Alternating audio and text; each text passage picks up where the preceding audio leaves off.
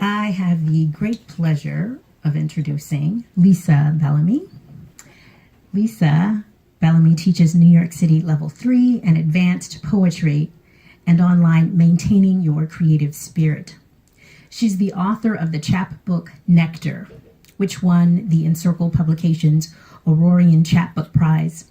Her first full-length collection is forthcoming from Terrapin Books. Her work has appeared in Tri-Quarterly, Massachusetts Review, New Ohio Review, Southern Review, The Sun, Hotel America, Asimov's Science Fiction, and the Southampton Review, among other publications. She received a Pushcart Prize 2018 Special Mention and won the Fugue Poetry Prize. She's working on a collection of prose poems and a children's book. Please welcome Lisa Bellamy. Thank you. This is such a pleasure to read with Nancy and Lucinda and Leslie, and to see all of you here. Thank you. The first poem I'm going to read is titled, Who Can Forget the Grannies? I discovered reading some natural history that in the age of giant mammals, humans actually existed at the same time, and that never dawned on me before. And they actually lived near the Adirondack area where we have a house, and thus I wrote this poem. Who can forget the grannies?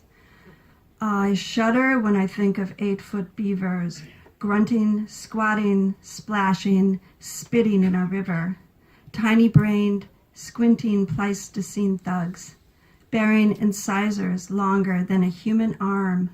They infested ponds and rivers, smothered gasping fish with their acid-spiked toxic urine. They slapped their murderous tails. Bleeding, they dragged themselves up the riverbank, smelling sweet grass. They charged crawling babies, the tiny baby bones, trampling, they didn't care. Hooray for naked yelling, Stone Age grannies. They dropped hammerstones, grabbed sharpened sticks. Who can forget their skinny bouncing breasts? They beat the giant beavers. They speared. They smeared thick beaver blood over each other's faces, over their bony, serviceable buttocks. Who can forget the grannies?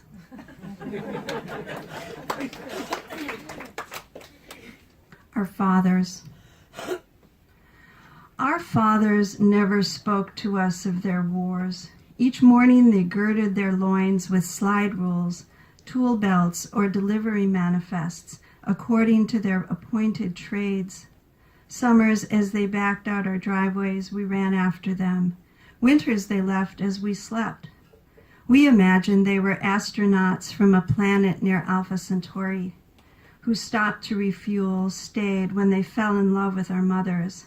They strummed ukuleles, created Japanese-style goldfish ponds, built backyard gazebos, sang barbershop harmony, but refused to call themselves artists, makers of beauty. They woke us at midnight to see the aurora borealis, streaming dark rose and white light waves named for the goddess of dawn bringing life, and the god of the north wind bringing death. Our fathers grew restless.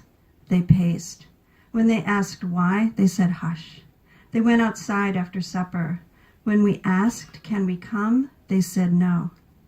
They stopped kissing our mothers.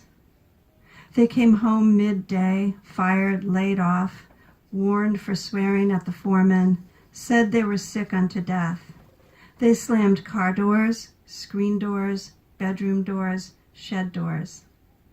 Our fathers started to drink. They stood up from our couches, pushed away our dogs from trying to nose them, stumbled outdoors yodeling. They drank in their bomb shelters, the Legion Post. They drank weeding, watching TV, driving us to scouts. They drank when we ignored them. They drank when we begged them not to drink. Sometimes they slammed us against walls. Sometimes they said they were sorry. One by one, our fathers left, in sedans, vans, pickups, walking to the bus stop. They left in the morning as we sat silent at the kitchen table eating cereal, watching them carrying suitcases away. They left goodbye notes for us to find after track practice. They left at night after fights with our mothers. Sometimes they stayed but stopped talking, or they left fast, eyes rolled back, clutching their chests.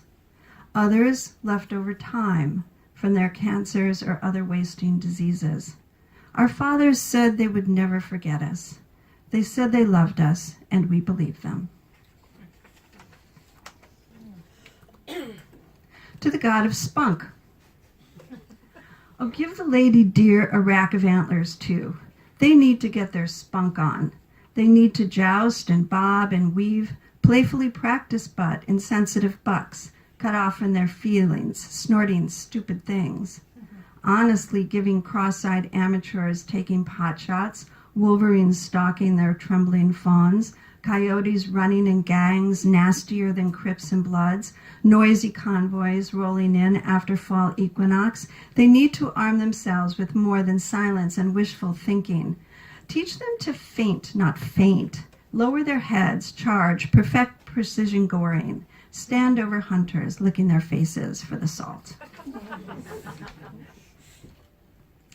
The next poem is titled The Northway, which is actually the title of the new collection that will be published by Terrapin Books. The Northway is the highway above Albany. It's 87 continuing north, and it's called the Northway. The Northway. If I drive with my eyes closed, I imagine the road better. I hear music, an oh, ah, hum, subliminal vibrating GPS of the strawberry moon.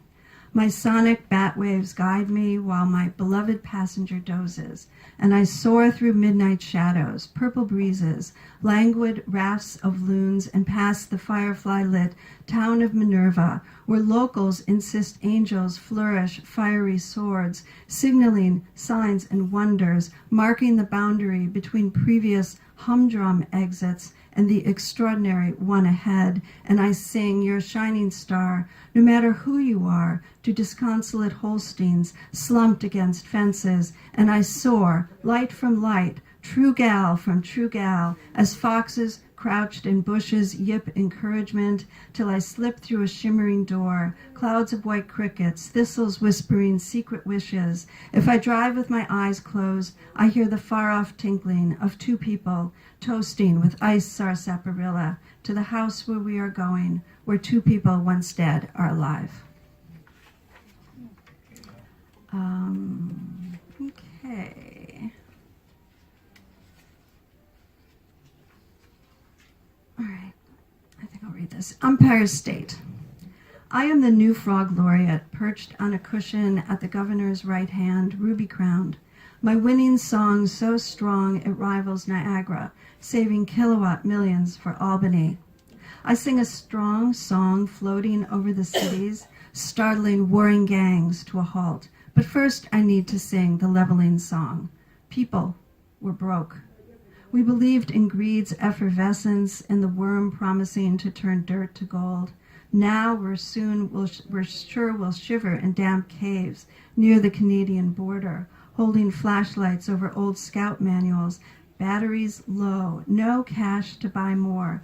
We regret our ridicule of AM radio pundits proclaiming apocalypse, selling freeze-dried survival rations, recipes for do-it-yourself disaster Novocaine. Now they seem quite sane. Listen up, people. I'm very tired of stupid.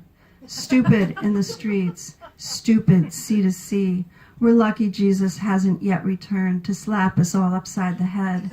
It's time to steal blunderbusses from Fort Ticonderoga Museum, blast stupid into the sky with our explosive wisdom. Time to borrow the 3-star belt of Orion, leave hesitation as collateral. Time to proclaim ah, ah, ah, mantra of fearlessness. Time to whistle for the wind ponies. Time to ride to the hidden valley and lie for a year and a day in grass, in wind, rain, and snow, then rise singing the old order of things has passed away, as old John of Patmos sang, shivering naked on his rock in the sea breeze, flipping his bird at Rome.